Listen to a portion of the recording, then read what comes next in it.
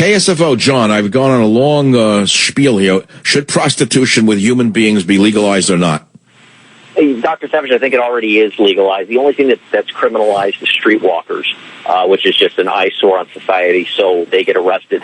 But you won't ever find escorts or high-end agencies getting arrested. All of that stuff is completely legal. In order to decriminalize that, you would have to criminalize adultery. So you say that it's a matter of economics. The poorer girls, or let's say girls working on their own, not connected to high-end escort services, are the ones who are, and the poor girls who are in the street are the ones who the law gets only. That's not true. The unattractive girls are on the street. If they're attractive, they're not on the street for long. And the industry, it polices itself. It's just a matter of... you have to criminalize adultery, and that's all it is. Without prying or being, are you at all involved with this industry? I mean, I'm not trying to put you on the spot. I'm curious. No, I've been in it for 12 years, and there's never been and knock on wood, I know pride cometh before the fall, but there's never been an arrest with what I'm affiliated with. Wait, you've been in what for 12 years? In law enforcement? No. No, I'm on the other side. I'm in the industry, and no, I'm asking that. What do you actually do in the industry? I'm an owner of an agency. Okay, I'm not here to judge right now. I'm not going to sit here with putting anyone down. You own an escort agency where girls are basically sent out as hookers? Correct. So when I saw the TV show that I thought was incredible on Stars called GFE, Girlfriend Experience, is that semi-real? It's completely real. It's 100% accurate. And where do these girls, are they actually, I mean, I don't know where to begin here. They are just like that, a law student and a future lawyer could be on the side doing this for money? Yeah, but most of all, they're nice people. They just can't get to work on time. They're girls who have trouble operating in the corporate. All right, so that was fictionalized that you would be that organized, go to law school to be a lawyer and still be on the side doing this. You're saying the girls who fall into this trap basically are not that, let's say, keen on getting ahead in life. Well, they want to get ahead in life. They could have a variety of issues. It could be they don't know how to manage money. They can't show up to work on time. I mean, there's some issues that bring them into the industry. They're not bad people. Occasionally, you'll get a bad person, and they won't last. So the people that have been around for a while, they're good people. They just have an issue. How much do you charge for your girls? $300 to $400 an hour. And what do you keep as the pimp? I'm sorry, as the businessman. That depends on who we're dealing with. But let me put it this way: as long as you're paying taxes on it, it's not a problem.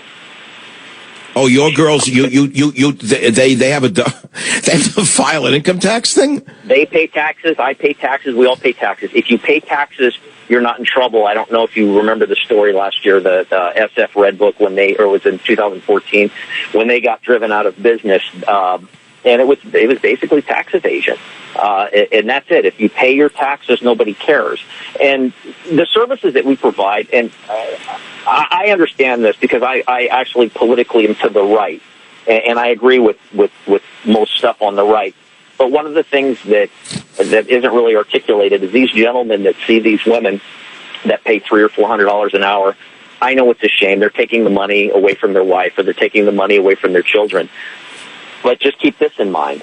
If they were to actually pursue one of these women in the real world, it wouldn't be $300 or $400 that they're taking away from their families. It would be $3,000 or $4,000 that they would be taking away from their families.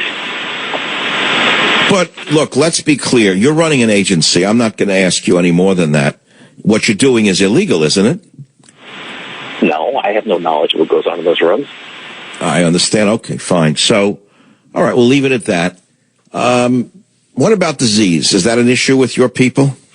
No. Everything is always is safe. And, the industry kind of polices itself.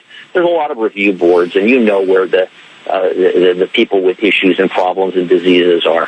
I'm not saying that stuff doesn't ever happen, It's a lot. It's self-policed. It's its own business. And if people have diseases, that's really bad for business. And the sex robot thing, I know this is off my topic, but the sex robot thing, in 2016, we were all supposed to have flying cars by now. And the sex robot thing's never going to happen, because the reason that men see these women is for one reason. They want to feel special to these girls, and nobody's ever going to feel special to a robot. Okay, so I want to ask, people are probably very curious about this. You're actually operating outside the law, but you say you're not. You're saying basically the poor girls are the ones who are getting arrested on the streets. If we watch a show like Cops, they're usually harassing the girls on the street. I should say arresting them, because to me it somewhat looks like harassment, incidentally.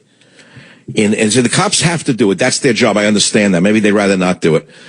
I'm not a big fan of vice squads, frankly. When I watch these cop shows, it strikes me as very iffy and icky, because it looks to me like they're wasting tax dollars on a very, very minor crime sphere. All these men in body armor and machine guns arresting a hooker or arresting a John, I think it's insanity. Why not use all of that firepower on drug cartels, I say to myself. I mean, I'm talking how I look at a TV show like this. So, I don't have a firm opinion on this issue. I really don't. I know from a moralistic point of view, I'm supposed to say I'm against legalizing prostitution and that. But if you look at the entire spectrum of events related to it, I don't think that it matters what I think anyway, because I think that's where the society is heading, don't you? Yeah, I think the girls that are being arrested on the street, it's not regarding sex, is because of drugs. Those are people who've hit rock bottom. And if you've ever seen one of those women arrested, they're not somebody that would, they're charging $40 to. Yeah, I've seen that. It's horrible. I don't know who would go with those women. I just don't understand that to begin with. But they're usually poor men who are at the bottom of the social order who can't find a real woman. Now, most of the women who you work with, do you know them? I mean, are they liberals or are they conservatives? I'm not joking now. Do you know their politics? Yeah, you'd be surprised. Most of them fall to the right. Nobody would ever have expected that, John. Is that true? Not all of us. Just about all of us fall to the right. It's more of a libertarian point of view. But, we have good Christians, and I'm not here to judge. I don't, whatever they want to believe. John, are any of these girls who are doing this on the side married? Yeah, and what's unusual about it is we have to have their husband's permission, because we don't want that type of trouble. You don't want a wife doing this on the side and her husband doesn't know, because that could lead to bigger issues like my murder. So you're covering all of your bases. Well, John, this has been a very interesting digression for the show, but it's what talk radio should be doing, I think, which is going into areas that are interesting to the listener. I don't have any further questions. If listeners did, I guess they would ask these questions. John, would you appreciate a copy of Teddy and Me for your brothel? I would adore it, and I have all your books, and I'm a huge fan. Oh, great. What a compliment that is. There goes my literary career. All right. John, stay on the line. A copy of Teddy and Me goes out to John, the brothel owner on the Savage Nation. I'll be right back.